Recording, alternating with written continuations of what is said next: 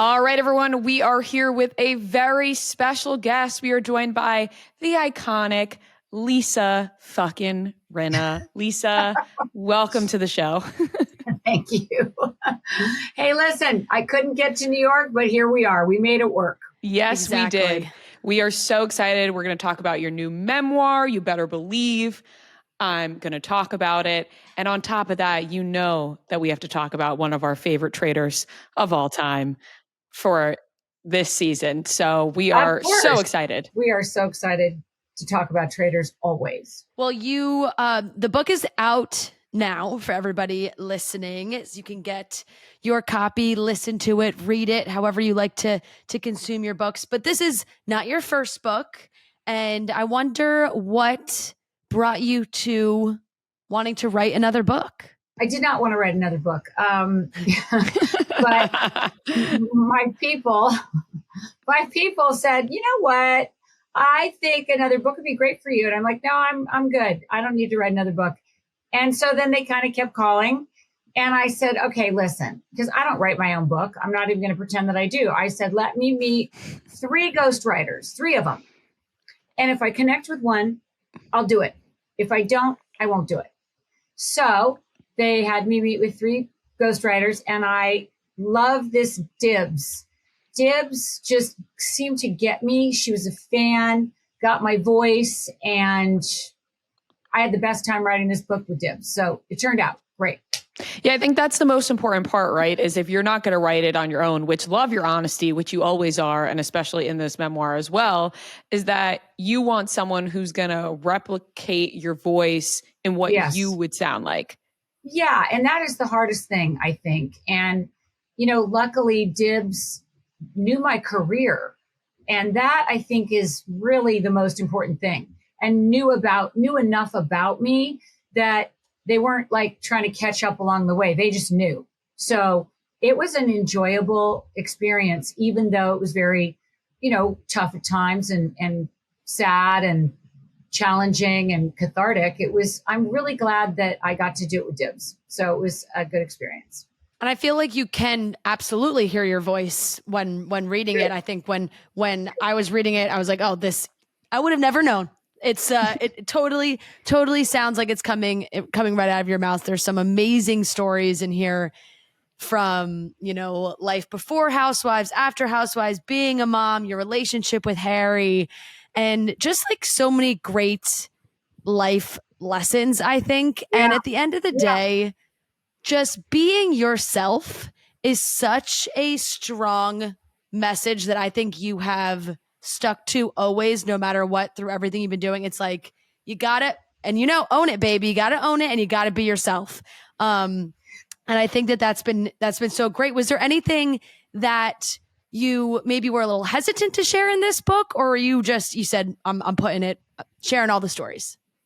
No, listen, I mean, it's really vulnerable to share a lot of this because, I know it's like hot button items. They're hot button items. And to talk about that sort of thing makes you very vulnerable because you know that it's going to be talked about and printed and put out there. And, I knew that was going to be the case, but I also knew that, if I was going to write a book, I had to walk the walk and talk the talk and go there. So there you go. I had to live up to my own words. Exactly.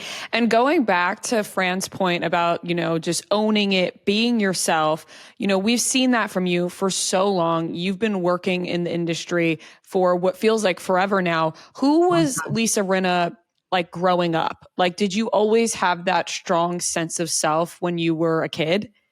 No, I mean, I did and I didn't. I grew up an only child. So as an only child, you get all the attention. And so that was a great moment for me as a child. I really was able to like be myself and free. And I think as you get older and as you become a teenager, I became much more self-conscious and I was teased a lot in school and I pulled back a bit.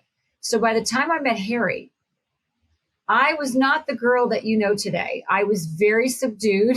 I know it's hard to imagine. But I tell a story in the book about us going to, I think we were in Tahiti. And, we were like, I was posing for pictures before cell phones. Obviously, he's got a camera. And I was just standing there with like my arms to my side. And he goes, can't you do something like go like this or like do something? Imagine. And so I did. And well, he unleashed the monster. Harry Hamlin unleashed and said, girl, you are amazing. You got to like celebrate yourself. And so I did. And I have ever since. Yeah, we love it. I feel like, seeing you and Harry's relationship just goes to show how much you guys support each other all the time. And hearing that story just from the beginning of like what he sees in you, and even Harry talking about like, Housewives you is not you, right? Exactly. Like it's a play on everyone around you, sort of. Yeah, because, when you're on Housewives, you are in reaction mode most of the time. You are reacting to what is coming at you.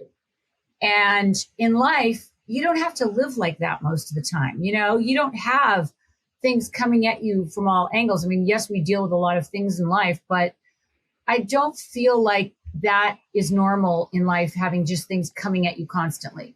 And on a show like Housewives, it is that. So I think we saw me in kind of a survival mode on Housewives. You're just surviving and trying to get through what is being thrown at you. Yeah, I think you definitely share some insight to the making of the show, right? Perhaps a little producer involvement and sharing some tidbits here or there, which all feels like the truth to us, right? But you rarely get somebody to admit that that's how the show works. Yeah. Is it something that made you a little hesitant to share, or did you kind of say, I don't really care what they think about me sharing this? I mean, I think the shows have been around long enough to where it's okay to share it. I think the audience is savvy now. Maybe, 15 years ago, I wouldn't have been so honest about it, but I think the audience is really savvy and they already know what I'm saying. So it's not like I'm speaking out of school. Yeah, that is true. When reality TV first started becoming a huge thing, I think everyone just bought into it immediately. And we were like, oh my gosh, this all must be happening. But now with social media, we learn so much. There's more people who speak up about what's happening behind the scenes. There's more breaking the fourth wall, which honestly just gets more people involved anyway. And we still eat it up every single time. I mean, I don't think it's going to change anything. I think you're like, oh, well, duh. Yeah, of course. I mean, that's how that game works. Isn't it funny that even with the more knowledge that we learn about reality TV and producer involvement, that people still have the same reactions to the way people are portrayed on reality TV? Like it's hard for people to take a step back and go, oh, wait, maybe there's some involvement here.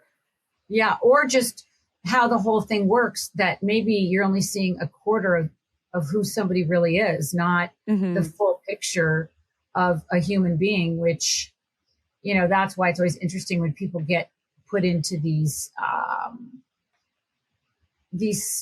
molds, like you're a villain, you're this, you're that. I mean, it's because you're really only seeing, one part of a person in that season, and so then you decide, okay, they're this, they're that. And, that's always a weird part of that game, I think. And it can so quickly change season after season. And it usually does change season after season. Yeah. I'm sure you've seen it all over the internet because everyone has been loving seeing you back on TV, loving watching you on Traitors. They're obsessed with it. And it's funny because everybody's thought process kind of goes back around. It's like, oh my God, now we miss her. Can she come back to Beverly Hills? Like now everybody wants you back on the show. How do you feel about that?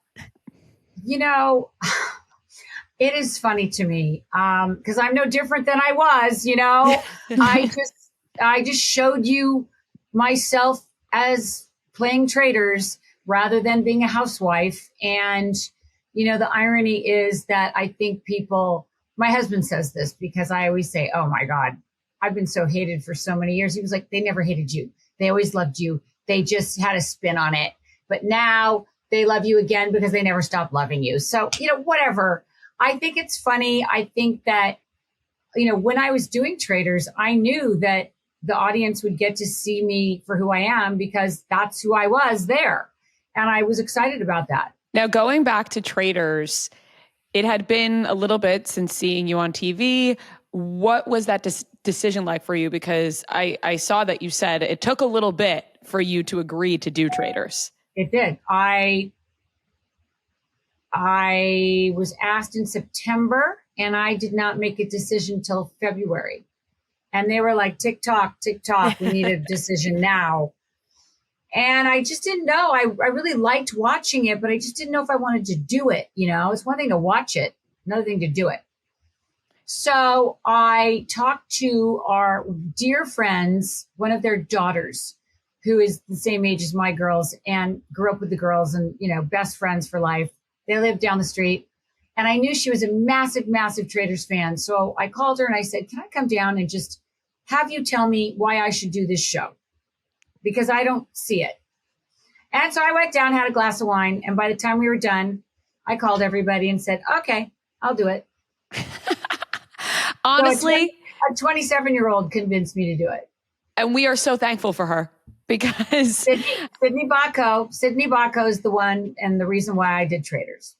That is amazing. And we are so thankful because, like we mentioned earlier, you are one of our favorite Traitors we've ever watched on this show. So Everything was... Yay! I love to hear that. I love to hear that. It's the first time we were like, this is a group of Traitors that we're rooting for. Because normally you pull for the faithfuls. You're like, we hope they get them. But we were like, no, this year we're hoping the Traitors can do it, which is why it was sad to watch, it kind of crumble the way it did. But I want to know your initial reaction to being a Traitor. Did you go into the show wanting to be a Traitor or a faithful? I wanted to be a Traitor because I thought, listen, if you're going to do this show, you might as well get the most camera time, right? That's how my brain works. And it's more fun to be the villain and the Traitor. Like, I knew that that's what I would want to do. But of course, you can't control it. You don't know. I thought it was probably too obvious for them to make me a Traitor. So I didn't really expect it. I thought, it could happen, but probably not. And then once it did, wow, was I like, oh my God, holy shit, now I got to do it, But you're right. It is something where if you're going to be on the show, you want to be on the show. And that's what we get. And I love that they kept it not gamers right away as Traitors, because that has been a trend we've seen on the show. And then the gamers kind of took each other out fairly early. And you guys were smart because you took the gamers out pretty early. Was that a strategy on your part to be like, you know what, some of these people, I'm sure they'd be good. Let's get the gamers out first? Yeah, I mean, it's moment by moment, and you see how people are behaving, and you see and you learn. Like, of course, I didn't know anybody. I didn't know the gamers. I just knew that anybody that won Survivor would be a badass, and anybody from Big Brother that won would be a badass, and they would be dangerous. And so the more you kind of watched, you picked off the people that, were the biggest threats. Obviously, if someone said your name, they had to go. And I think we did that really well until Rob, came for me, basically. Colton / Rob coming for me. Yeah. Listen, there's so much conversation around all of that. We're going to dive into it. Now, initially watching you, Rob, and Candace get in there, and it's like, oh, the girls are gossiping and they're chatting. Everyone's so excited. And then it just went downhill so fast. And people were onto you. The speculation began quickly, seemingly so, watching. And immediately as viewers, we're like, oh, no, Lisa, she's going down. We're about to watch her go down.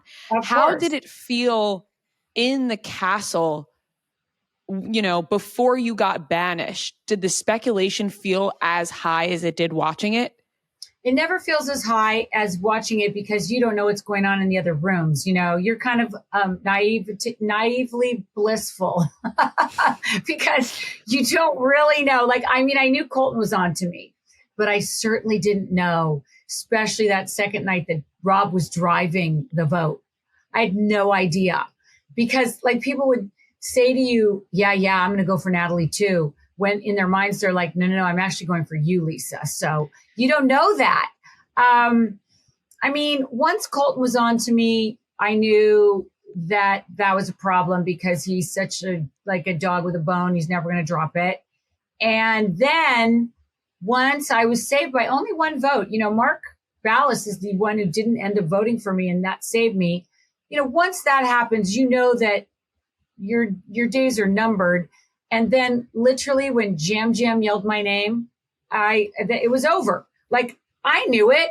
I knew that's not how I had killed him, but the conviction he had as he's screaming my name, as he's being dragged out, I knew I was fucked. So, I didn't fight that hard because what are you fighting? Like, I'm not going to be a screaming maniac when I absolutely know there's not much I can do. That's why, I don't fight that hard at the table. I mean, there's more that I say that you don't end up seeing, but that's, how that show goes. But I am so thrilled with everything. I wouldn't change it.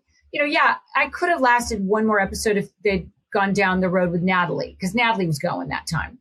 And if Rob had gone there, I could have gone one more episode, but that's it. I mean, once Jam said my name, there was no stopping it. When it comes to a game like this, it's always the what ifs. What if I did that? What if I did this? If I would have just fought a little bit more? That's always the way it goes for everybody on the show who loses, right? Besides the winner. When it came down to wearing the amulet, were you kind of pissed that it fell on you? Did you think maybe Rob or Candace should have wore it?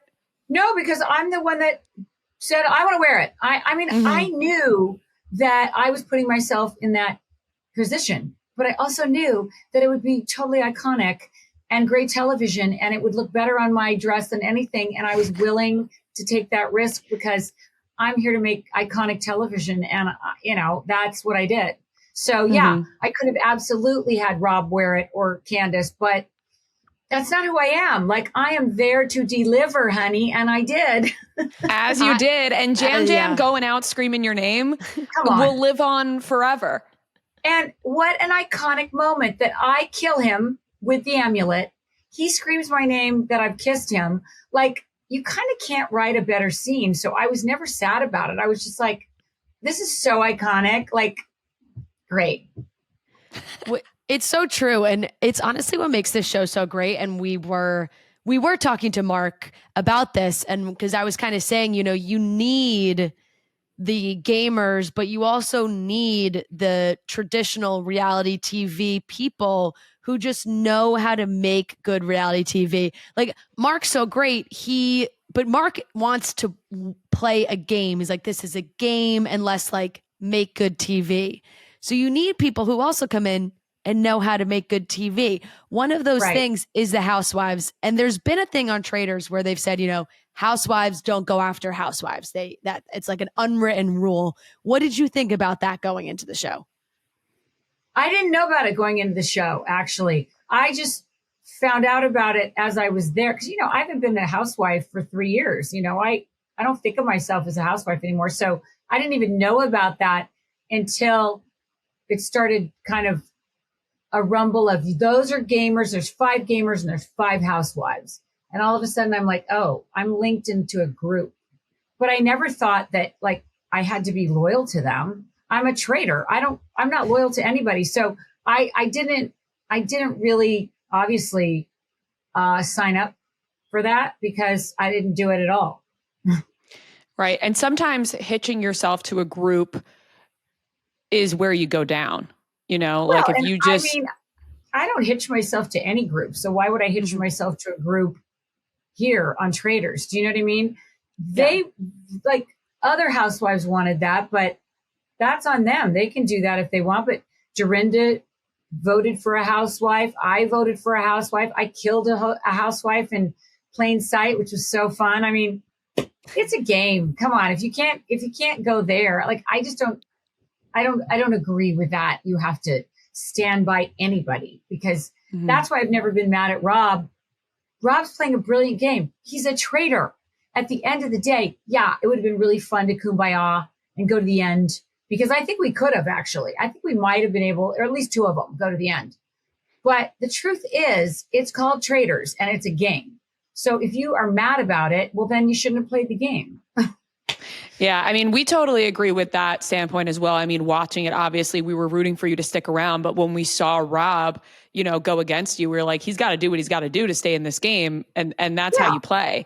Yeah, and I then, was just sinking ship. I mean, I don't blame him for not wanting to go down with the sinking ship, but I mean, I was the most fabulous sinking ship ever. of course. Did you think that? I know you say everyone's playing a game; it's so fine, but we've seen Candace kind of talk about Rob a little bit, and she certainly seems to have her feelings towards him, and definitely doesn't seem like the biggest fan. Did you have you and Candace talked about how that went down? Do you think it's like Candace, Rob was doing what he had to do? We have not discussed it because, we go off at different times and then you go off in your life, and we actually have not discussed it. I obviously have seen how she feels and what has gone down, but we have not discussed it. Can we get a little tease about maybe the reunion on what's to come there? We saw some, social media activity. We saw things go down between you and Colton on the show. Obviously, we were rooting for you. Can you tease a little bit if anything happened there? Yeah, I mean, listen, I'm used to reunions, right? But this kind of reunion is different. I walk in and I'm literally in the hot seat next to Andy, and I'm thinking, wait, why am I in the hot seat? I don't even go the whole way. Why am I sitting next to Andy? And then I settled down. I was like, all right, whatever. Okay, so people talk about things that need to be worked out at a reunion, right? Like it's about moving through stuff. It's about having a moment to be able to ask somebody a question that you never got to ask. And Colton was my nemesis throughout. He knows it. I know it. We laughed about it, whatever. So I wasn't about to let this moment go by without asking pertinent questions, right? Whatever somebody feels about that, that's their own thing. My job was to ask questions and figure things out. And I did. I think that's fair. I mean, we saw some of the things that he said in his confessionals that all of us raised our eyebrows at as well. So I think fair play to ask in accordance to the game. Absolutely. I mean, I'm not talking about personal life. I asked him, a question about how he chose to come after me and play this game as a traitor. Yeah. We all saw what he did. We all saw him try to lure me in as, I'll protect you if you protect me. So I don't think I did anything wrong at that reunion. I think that I did everything that you need to do at a reunion. And I just hope that they air it, because not airing it, I think will make everyone really mad. Because, we can't control what they air.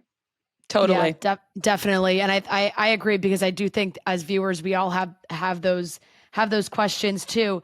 We've seen you joking about that, Colton has unfollowed you on Instagram. Well, I mean, I don't know that other than somebody actually said, did you know Colton unfollowed you? I said, I must have pissed him off. I mean, that's all I can say. I don't know, but to unfollow somebody after you just followed them recently, I guess I must have done something. Do you still follow him, or did you ever follow him? I do. I follow everybody.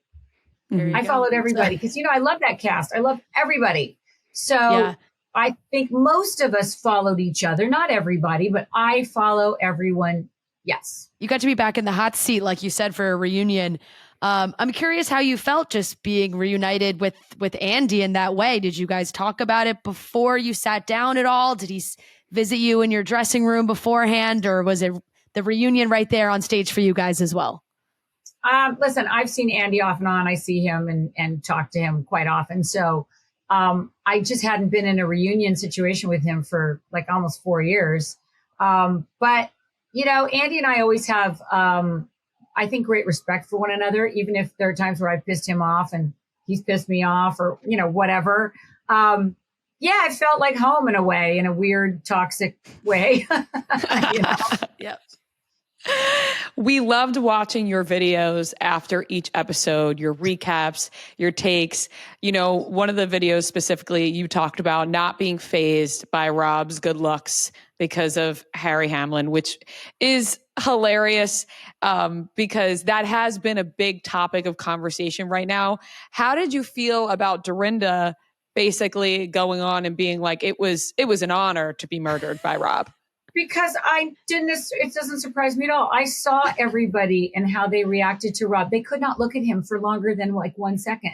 So if you can't look at somebody in the eye and like be with them, there is no way you're going to even be able to figure out, are they a faithful? Are they a traitor? You don't even care because you're so like everyone, male, female, dog. It doesn't matter who or what you are. Everybody was so taken by Rob that I watched it and I was fascinated by it. And I went up to Rob the first night because he was kind of aloof and, you know, sitting back. And I thought, I want to figure this guy out. What's he about? Because I didn't know him at all. And so I started talking to him right out of the gate. So I felt comfortable with him before we were even traitors because I'd had a conversation with him and we kind of got to know each other a little bit. So I think I'm really the only one that was able to, like, I don't know if anyone else could have sat there and played chess with him and done what I did in that moment where we killed Ron C.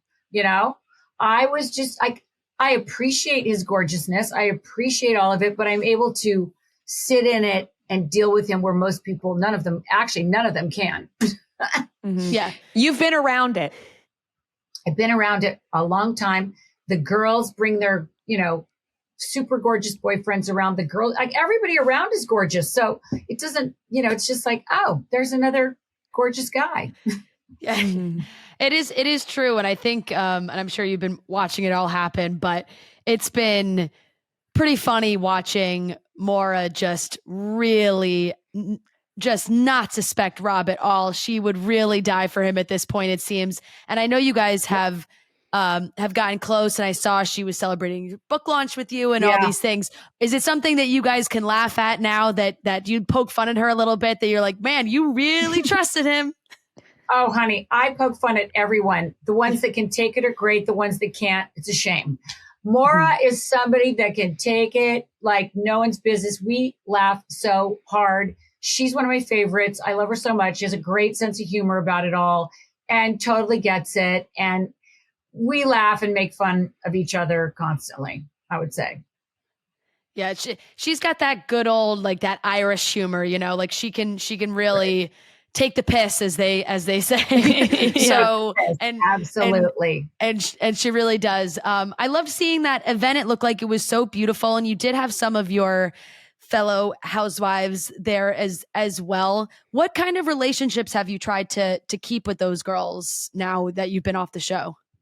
You know, it's always hard when you don't work every day with somebody, like all the different shows, whether it's Days of Our Lives, Melrose Place. You know, you don't unfortunately get to see the people as much as you did when you were working with them. But I really tried to keep my relationships with some of the women on Housewives because we're trauma bonded. You know, we have history together that no one will ever understand.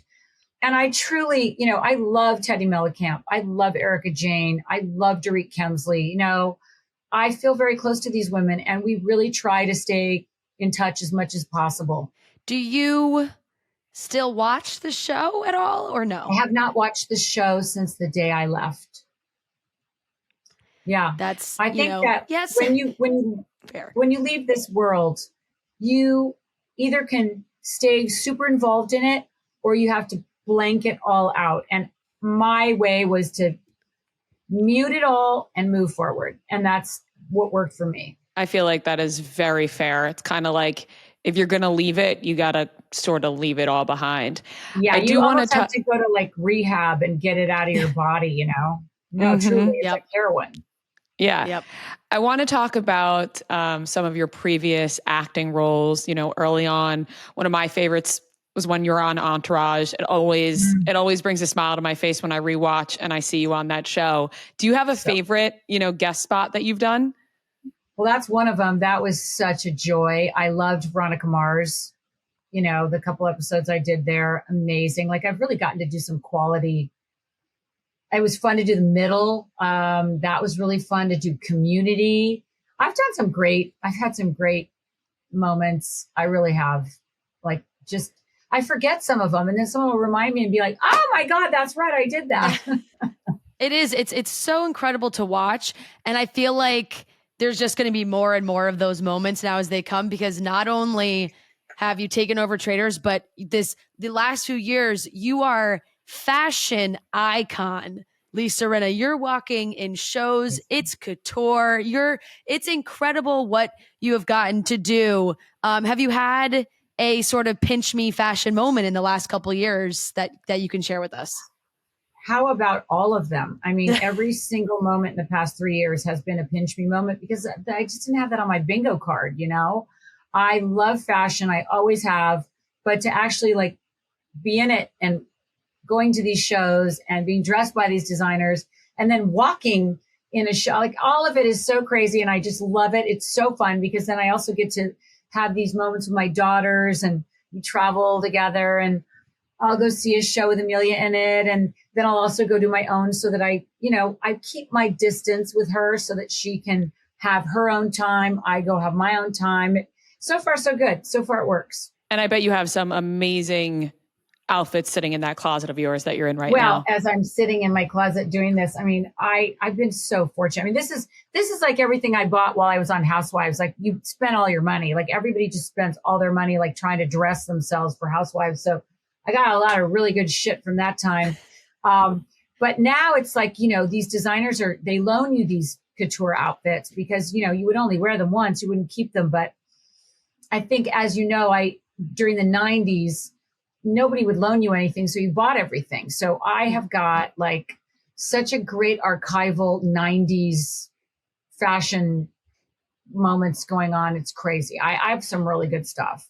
Do your girls just like die to go through it all? Because especially now, it feels like the 90s are so back in terms of fashion that if I were your girls, I'd be like, Mama, where's the coat closet? Mm-hmm. Yeah. I mean, it's funny when it's your own children, they're kind of like, ew, ew, it's my mom's. I don't know if I want to wear it. Ew, like, ew. And then I'm like, well, but wait a minute. It's literally Tom Ford Gucci 1996. Maybe you want to just think about that for a second and get me out of it and just go take a peek at that, because it is fucking iconic. So like, get it together. Mm-hmm. Yeah. Right. And then they take a second look and they're like, actually, on that note, Mom, I'm stealing it and probably never returning it. Yeah. I mean, I will find shoes at Delilah's house and boots and bags that I didn't know, or sunglasses they're big on accessories. I can't find those, but you know what they steal from me? This is what really goes: underwear, bras, and socks. I literally have to go and buy, and I think it's cute that they like my underwear that I buy and my socks, but they steal them all. And I have to constantly buy new tank tops, new t-shirts, new underwear, and new socks. And that's so funny. That's like an honor, though. You're like, well, they think my intimates are cute.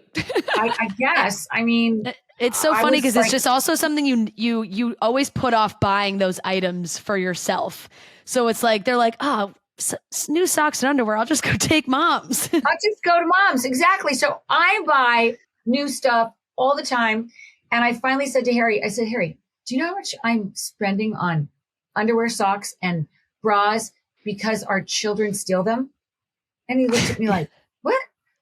And he walked out of the room, and that was that. So listen, if that's all, I get a kick out of it. Come on. What kind of advice do you give your girls being in the industry? Gosh, I try not to give too much advice unless asked.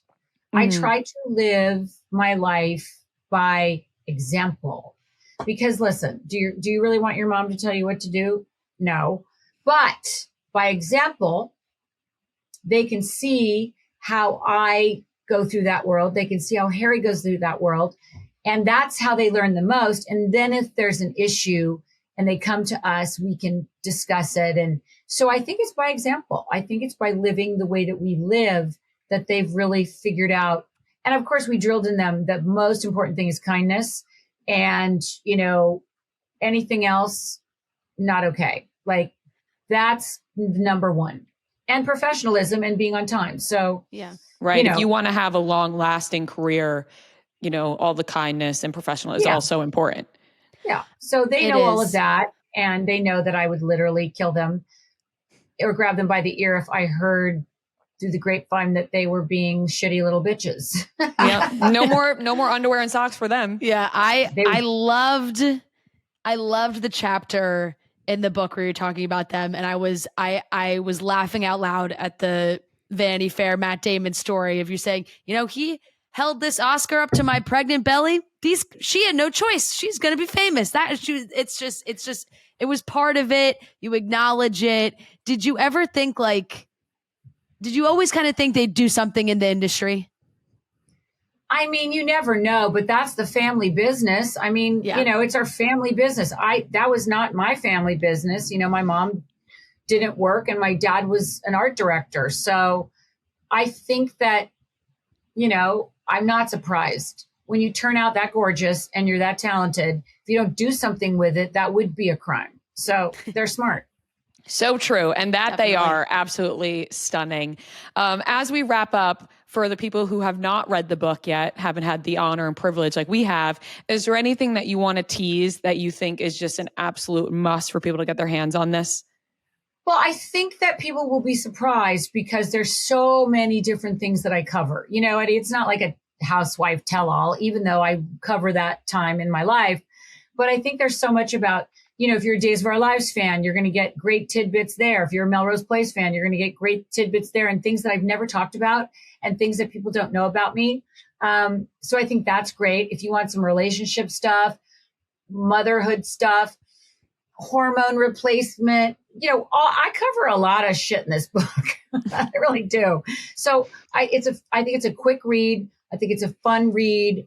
The best thing about it was Harry read it in an afternoon and he said, your voice is all over that book. It totally came through. And I thought that was a big win that my own husband was like, and he thinks it's just a great book. He loved it. So I think that I was most worried about him reading it because, it's like a snapshot of our life in the last 36 years or 33 or however long we've been together. I've lost track. But you know what I mean? He said he cried a lot during reading it. And it's just a really great moment to have when your husband says, you know what, you did good. You fucking nailed it. So I'm very pleased about that. Well, and it's perfect timing too, going along with Traitors and people just wanting more from you and just craving more from you.